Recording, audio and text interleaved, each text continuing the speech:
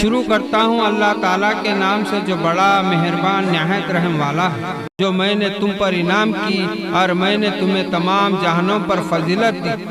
اس دن سے ڈرتے رہو جب کوئی کسی کو نفع نہ دے سکے گا اور نہ ہی اس کی بابت کوئی سفارش قبول ہوگی اور نہ کوئی بدلہ اس کے عوض لیا جائے گا اور نہ وہ مدد کیے جائیں گے۔ اور جب ہم نے تمہیں فرعونیوں سے نجات دی جو تمہیں بدترین عذاب دیتے تھے، جو تمہارے لڑکوں کو مار ڈالتے تھے اور تمہاری لڑکیوں کو چھوڑ دیتے تھے، اس نجات دینے میں تمہارے رب کی بڑی مہربانی تھی۔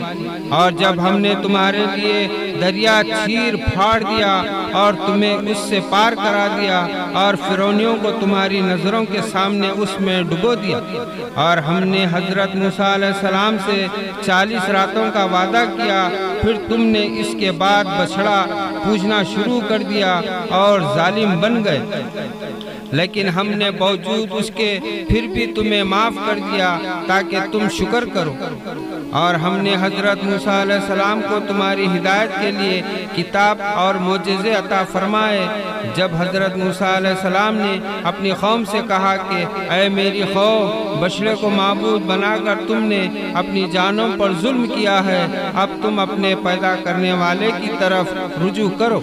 اپنے کو آپس میں قتل کرو، تمہاری بہتری اللہ تعالیٰ کے نزدیک اسی میں ہے۔ تو اس نے تمہاری توبہ قبول کی، وہ توبہ قبول کرنے والا اور رحم و کرم کرنے والا ہے۔ اور تم اسے بھی یاد کرو، تم نے حضرت موسیٰ علیہ السلام سے کہا تھا کہ جب تک ہم اپنے رب کو سامنے نہ دیکھ لیں ہرگز ایمان نہ لائیں گے۔ جس گستاخی کی سزا میں تم پر تمہارے دیکھتے ہوئے بجلی گری، لیکن پھر اس لیے کہ تم شکر گزاری کرو، اس موت کے بعد بھی ہم نے تمہیں زندہ کر دیا، اور ہم نے تم پر بادل کا سایہ کیا اور تم پر من و سلوہ اتارا اور کہہ دیا کہ ہماری دی ہوئی پاکیزہ چیزیں کھاؤ، اور انہوں نے ہم پر ظلم نہیں کیا، البتہ وہ خود اپنی جانوں پر ظلم کرتے تھے۔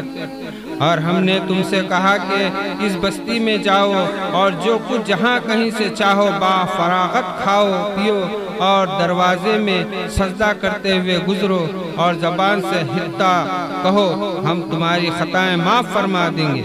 اور نیکی کرنے والوں کو اور زیادہ دیں گے۔ پھر ان ظالموں نے اس بات کو جو ان سے کہی گئی تھی بدل ڈالی، ہم نے بھی ان ظالموں پر ان کے فسق و نافرمانی کی وجہ سے آسمانی عذاب نازل کیا۔